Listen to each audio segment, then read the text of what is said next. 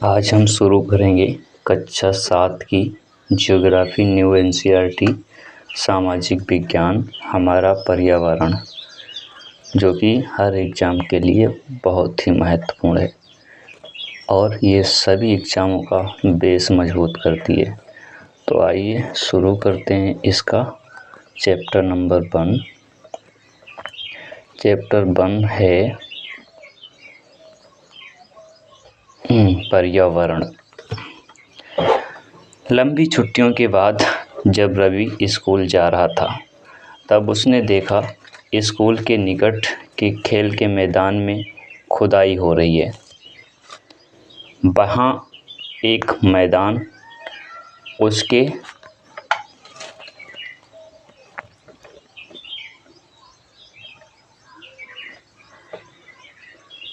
खेलने के लिए वहाँ पर था। लोगों ने बताया कि वहाँ अनेक फ्लैटों वाली एक बड़ी इमारत बनेगी। जब रवि को समझ में आया कि मुलायम घास, गेंद के फूलों एवं तितलियों वाला विशाल मैदान अब हमेशा के लिए नष्ट हो चुका है, तो उसकी आंखों में आंसू छलकने लगे। उसने यह बात अपने सहपाठियों को बताई। सुबह की सभा में प्रधानाचार्य ने भी उदासी से कहा, देखो कैसे हमारा पर्यावरण बदल रहा है। कक्षा में पहुंचकर रवि ने अपने शिक्षक से पूछा, पर्यावरण क्या है? जो कुछ भी आप अपने आसपास देखते हो, शिक्षक ने बताया।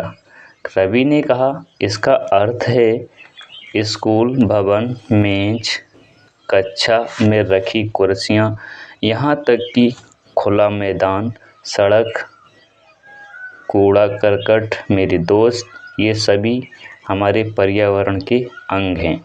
हाँ, शिक्षक ने कहा, लेकिन जरा रुको, कुछ वस्तुओं का निर्माण प्रकृति ने किया है, जैसे पर्वत, नदियाँ, पेड़, प्राणी, जबकि अन्य का निर्माण मानव ने किया है, जैसे सड़क, कार, कपड़े, किताबें इत्यादि। अब दो छात्र मिलकर कार्य कीजिए। अपने निकट बैठे सहपाठियों के साथ मिलकर प्रकृति एवं मानव द्वारा निर्मित वस्तुओं की सूची बनाइए। रवि, परमजीत और जैसी, मुस्तफ़ा, आशा सभी एक सूची बनाने लगे। इकबाल ने पूछा, हमारा पर्यावरण क्यों बदल रहा है? शिक्षक ने उत्तर दिया, ऐसा हमारी ज़रूरतों के कारण होता है। ये दिन प्रतिदिन बढ़ती जाती हैं। पर्यावरण के घटक कौन से होते हैं? एक तो मानव निर्मित हुए। मानव निर्मित में कौन सा आएगा? इमारत आएगी, पार्क आएंगे, पुल, सड़क, मस्जिद, मंदिर, उद्योग। और प्राकृतिक में आएगा जल मंडल, वायुमंडल, स्थल मंडल और सजीव मंडल। फिर उसके बाद आता है मानव। मानव के लिए यानी एक व्यक्ति, फिर व्यक्ति से परिवार बनता, परिवार से समुदाय, समुदाय से फिर धर्म बनता, धर्म से शिक्षा व्यवस्था चलती है और आर्थिक गतिविधियों के लिए इमारतें, या फिर उसके बाद राजनीतिक स्थिति आती है।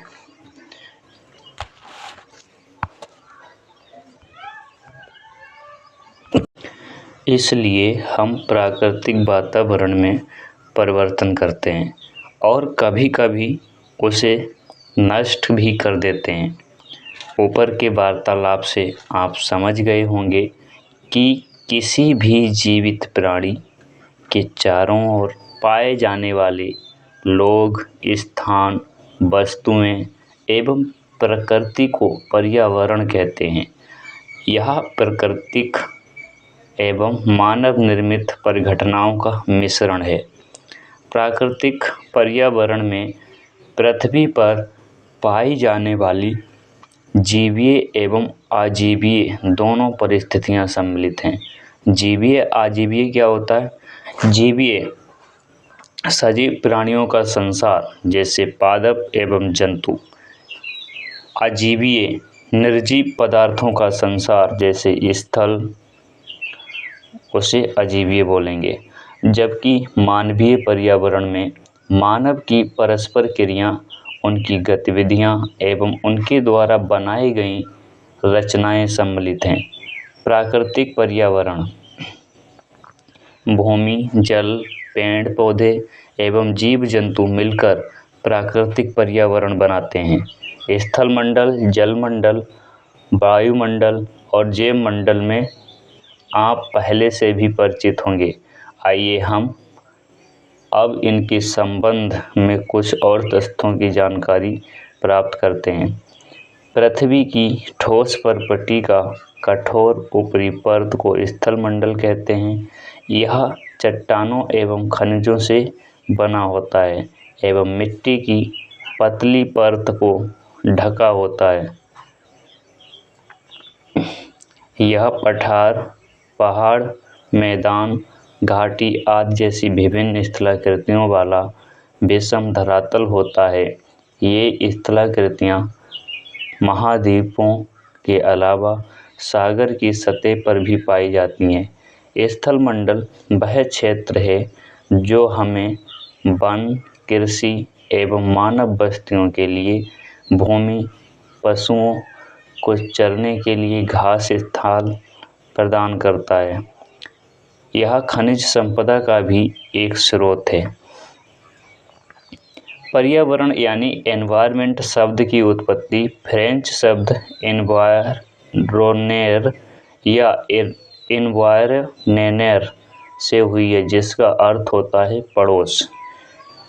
आप आसपास के स्थलों को देखिए और आपके पड़ोसियों में भूमि का उपयोग किस किस प्रकार हो रहा है उसकी सूची बनाइए। ठीक है। जल के क्षेत्र को जलमंडल कहते हैं। या जल के विभिन्न स्रोत जैसे नदी, झील, समुद्र, महासागर आदि जैसे विभिन्न जलाशयों से मिलकर बनता है। यह सभी प्राणियों के लिए आवश्यक है। पृथ्वी के चारों ओर फैली वायु की पतली परत को वायुमंडल कहते हैं। पृथ्वी का गुरुत्वाकर्षण बल अपने चारों ओर के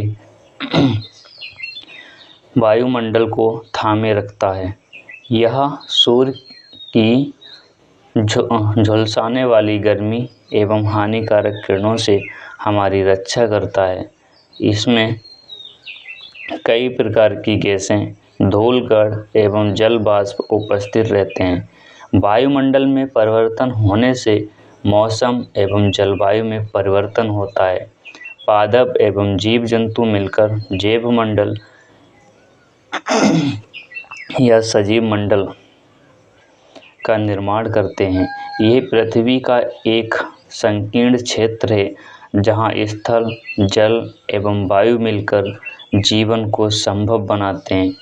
पारितंत्र क्या होता है?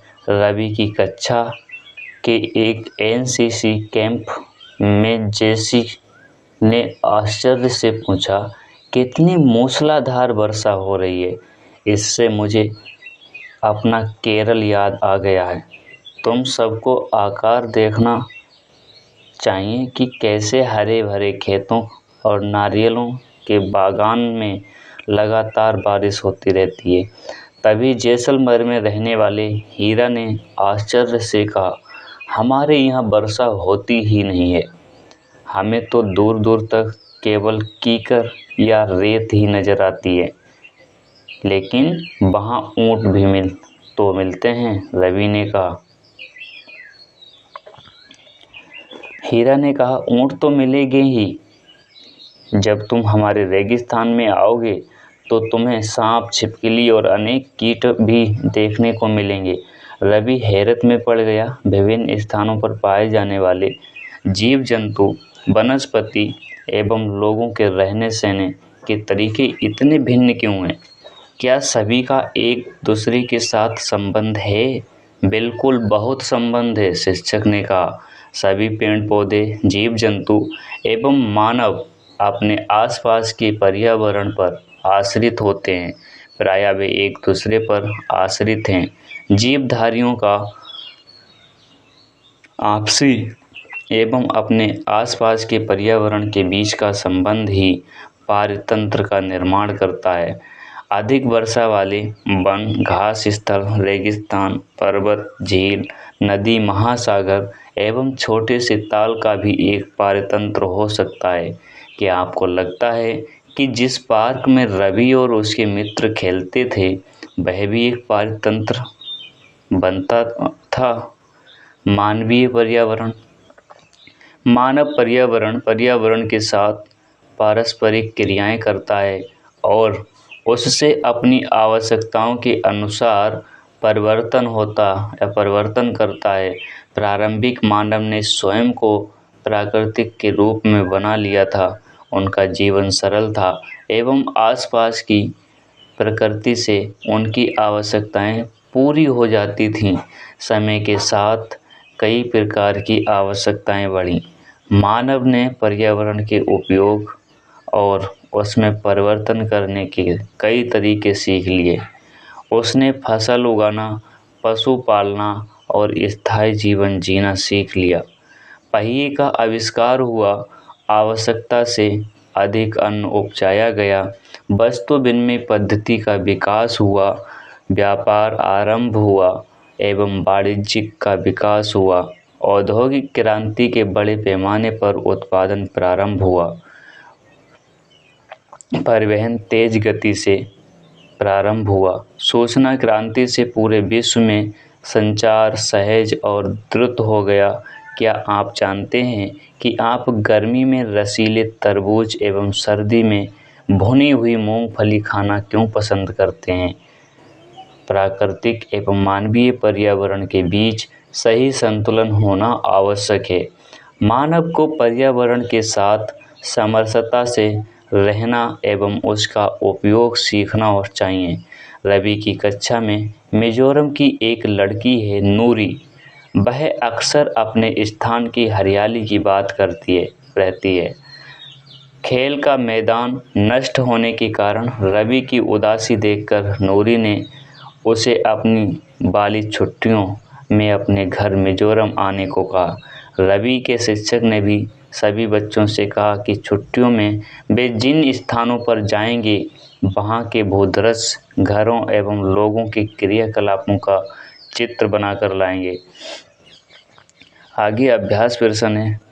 यहाँ पे पारतंत्र क्या है और प्राकृतिक पर्यावरण से आप क्या समझते हैं? मानव और प्रमुख घटक कौन कौन से हैं? मानव निर्मित पर्यावरण के 4 घटक, स्थल मंडल क्या है, जीवीय पर्यावरण के 2 घटक और जैव मंडल क्या है? ये आपको करना है। धन्यवाद। पहला चैप्टर समाप्त हुआ। मिलेंगे नेक्स्ट चैप्टर में।